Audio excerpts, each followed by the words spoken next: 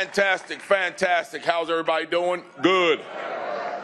Very first thing we're going to do, as always, we're going to give thanks to our Lord and Savior, Jesus Christ. Are there reporters in this room somewhere? I can't see through the light. It's the mainstream media here.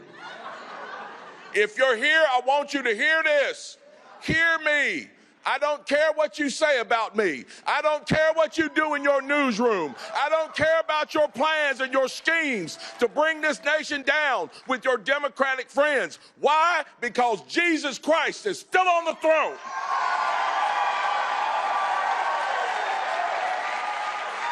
You may have your news cameras and your satellites and your 24-hour news, but Jesus Christ holds the world in his hands. And he holds me in it as well. And what he has for me, you cannot keep from coming true. It may not be the governor's mansion. It may not be any political seat, but you will not stop Jesus Christ's will in my life. So I do not fear you.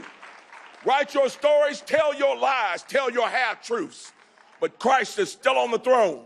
And because he lives in my heart and I live for him, I know whatever I need to do on this earth for him, it will get done. So we give him thanks first and foremost. Guys, all these other guys that come out here and talk to you about the issues, we know the issues. The wide open border, crime on the street, fentanyl killing our children, pornography in our schools. We know about the issues, the failing economy, the precarious place the United States finds itself in on the world stage with its enemies. The horrible, absolutely dreadful administration that is currently leading our nation right now. It is mind-numbing to think that the most energetic, the greatest nation on earth, people seek to come to for that vaunted thing that we have, the freedom and energy and intelligence that we have in this country. And all 350 million people are being led by somebody who just barely knows that they're here on earth.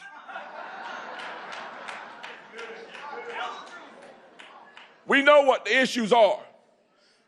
But I didn't really come here to go into details about the issues. What I really came here to do, I came here to get something started.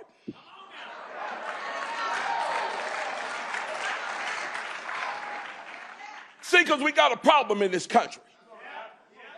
We got a bunch of clapper-trap people that sit behind news media desks and want to talk about fake trials for President Trump. Turn the television on, they're talking about first one actor and then another actor. Talking about all manners of foolishness. Talking about MAGA Republicans being the most dangerous people on earth. I don't know. I didn't see any MAGA Republicans on 9/11 blowing up buildings and airplanes. I don't think any MAGA Republicans were over in Israel murdering people. And I don't think a MAGA Republican gave them the money to be able to do it. See, we got folks in this country that don't want to talk about the substantive issues that all of us face.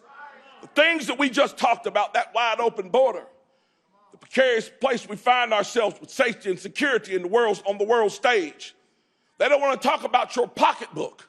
They don't want to talk about the fact that your children are in schools where we spend millions upon millions upon millions of dollars for those schools, and the children can't read on the grade level. They don't want to talk about that. They don't want to talk about the fact that every single solitary policy that they propose and then pass yields horrible results. They don't want to talk about it. Why? Because it proves an essential truth. It proves an essential truth. What is that truth? The simple truth of the matter is this. They call us the right. We sit on the right. And we not only get called the right and call ourselves the right and sit on the right, we are right.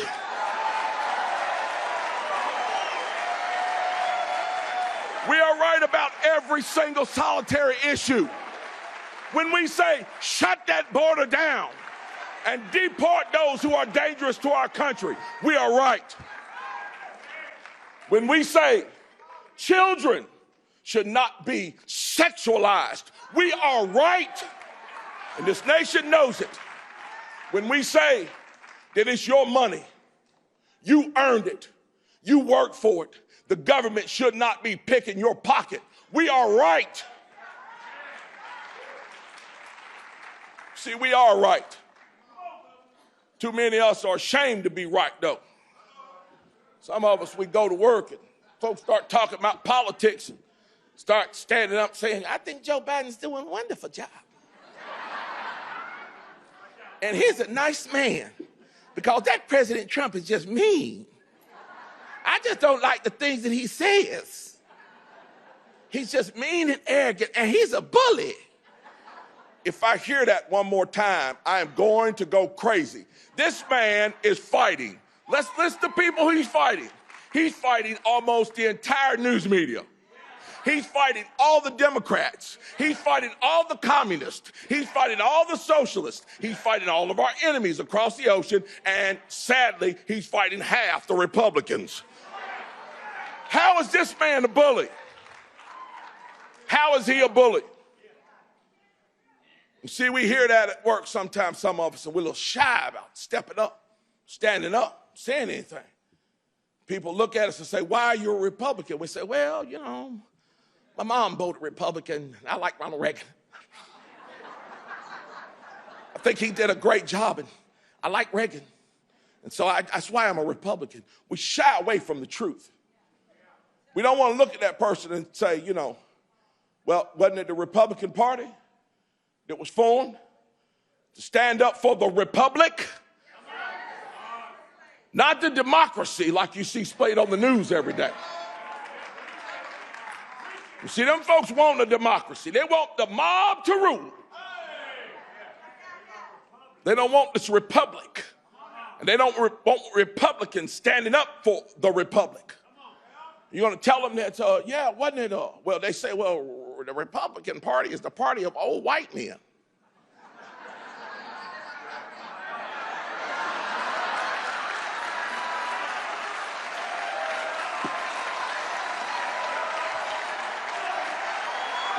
It ain't coming off.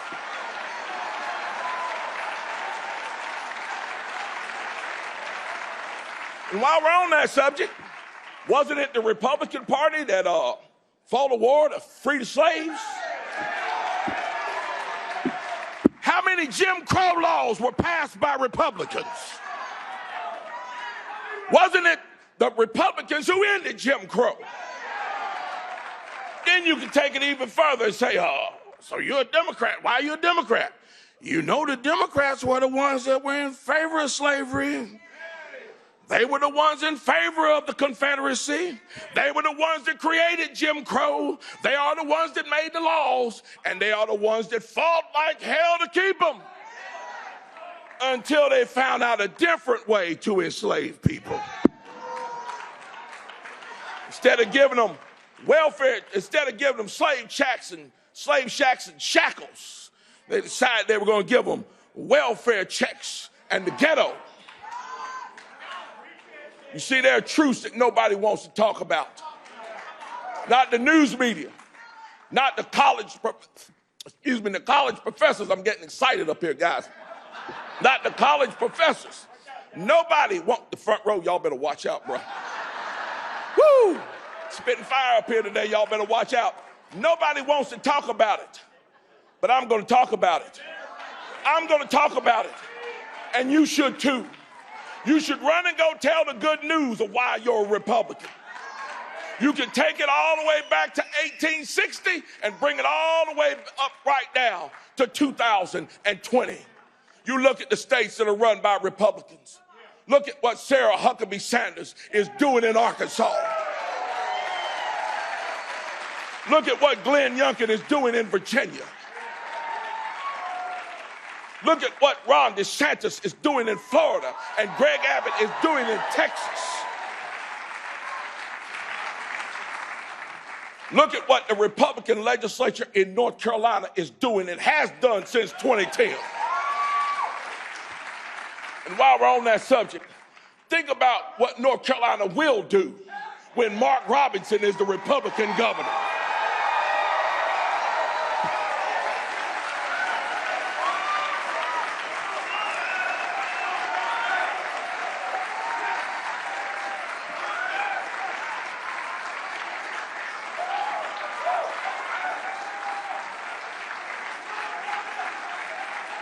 You see, there's a truth that's got to be told. Unfortunately, no one will tell it if you don't. No one will be bold enough to tell it if you're not. I speak about this all the time, and when I do, I try to do it without shedding tears, but it's hard for me to do it.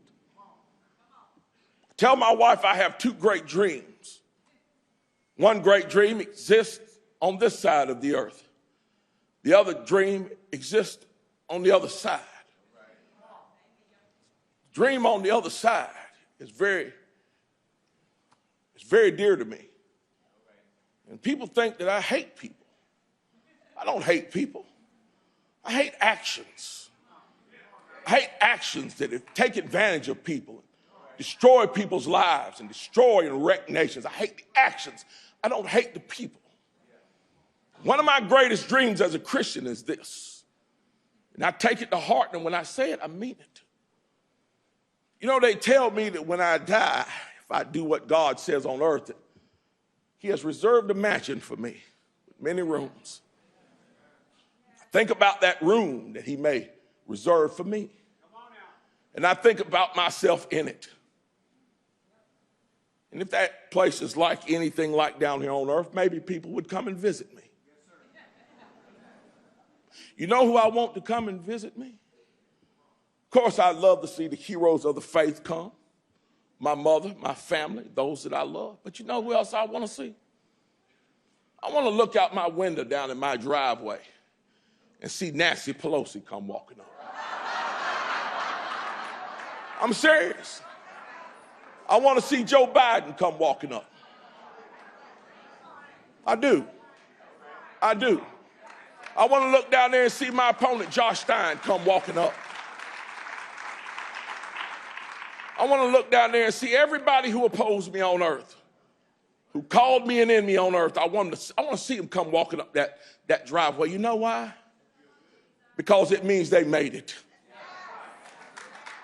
Because they made it. Now, I don't want my opponent to make it to the governor's mansion. But I sure wouldn't mind if he made it to heaven. Because I don't hate anybody. Now, I want to see every single solitary person on this earth. I want to see their souls saved. Every single solitary person. And each and every one of us that calls ourselves a Christian should pray vehemently for their souls, that we would see them in heaven and forget about all this when we get up there. My second dream is this, and it's down here on earth. One day, years from now you look at them old photographs and you can tell what year they were taken. I want an old photograph of me sitting up on somebody's shelf in a home somewhere. I don't know where it may be. Could be here, some other place. And I want somebody to pull that photograph down and look at it and say, who is this man?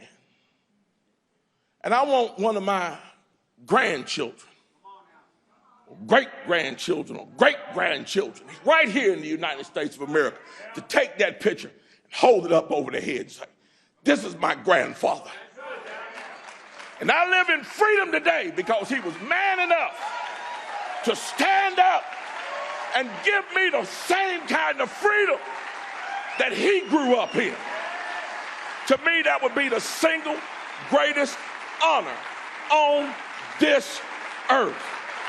Now, I sincerely hope that each and every one of you would want to have that honor as well. Now, before I leave you, I want to leave you with this. Who are we as Republicans? Who are we as conservatives? Who are we as patriots? Who are we as MAGA Republicans? I boil it all down to this. Earlier this month, we celebrate what I call America's St. Crispin's Day. D-Day, June the 6th, 1944. The spirit of Mac, the spirit of us, the spirit of the American patriot is embodied in those boys in those boats. It lives inside of the hearts of each and every person in this room. It lives inside of the people who go back home and get politically active and are bound and determined to change the circumstances of their cities and their state and their nation. It exists in those moms who had the unmitigated gall, according to some, to go down to the school board and demand that their children not be sexualized. It lives in the heart of every patriot who decides to put their name on the dotted line and serve in office. It exists inside of Americans who love this nation. The heart of the boys in those boats on that day is literally the epitome of America. When times get tough for us, when you get scared, when you get nervous, when you think you can't win, think about them boys in them boats. Think about them bullets hitting that door. Think about the fact when that door opened, they didn't run to the back, they ran out that door. Bullets be damned, death be damned. I'm here to save my country. You think about them, you remember them, and you remember their sacrifice was not in vain because it lives in you, and it lives in me, and it lives in all of us. Let's let that energize us to save this nation one more time. God bless you all, and God bless the United States of America. Thank you.